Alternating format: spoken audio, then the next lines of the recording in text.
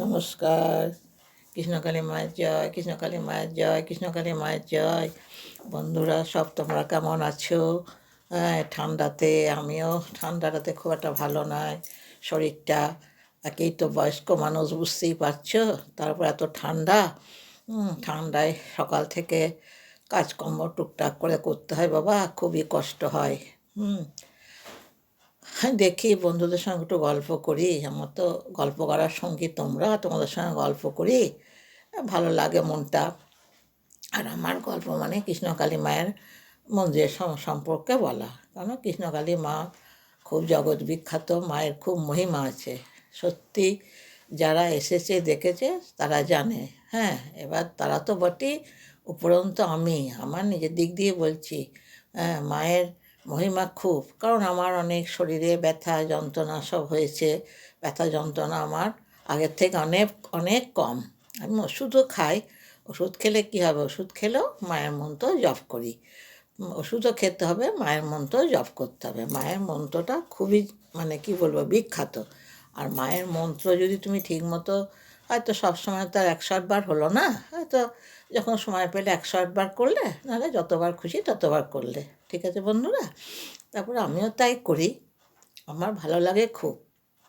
মায়ের মন্ত্র জপ করতে ভালো লাগে। তারপরে মায়ের কোনো কিছু শরীরের হলে মায়ের জবা ফুল খাওয়া আছে।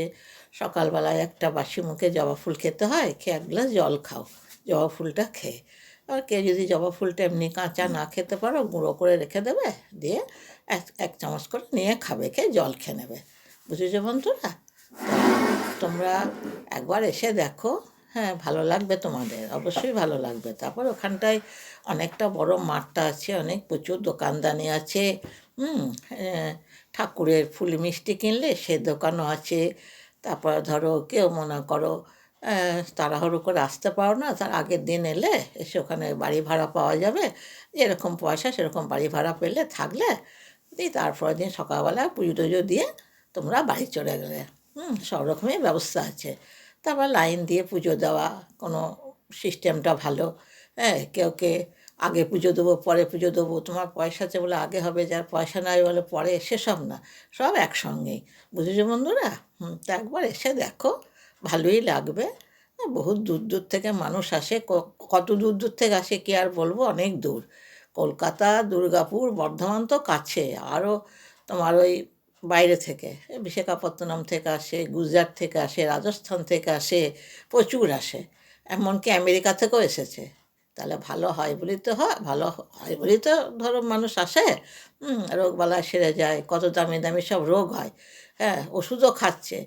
ওষুধ খায় আবার মায়ের কাছেও নিয়ে আসে। সে এমন করে নিয়ে আসে, সেই দুজন ধরে, সে হাঁটতে পারে না, গাড়ি করে এসে মায়ের সামনে আনতে কত অসুবিধা হয়, সেইভাবেও নিয়ে আসে। ঠিক আছে বন্ধুরা? তোমরা আমার চ্যানেলটাকে সাবস্ক্রাইব করে দিও, এটা লাইক করে দিও, আবার পরের ব্লগে তোমাদেরকে জানাবো।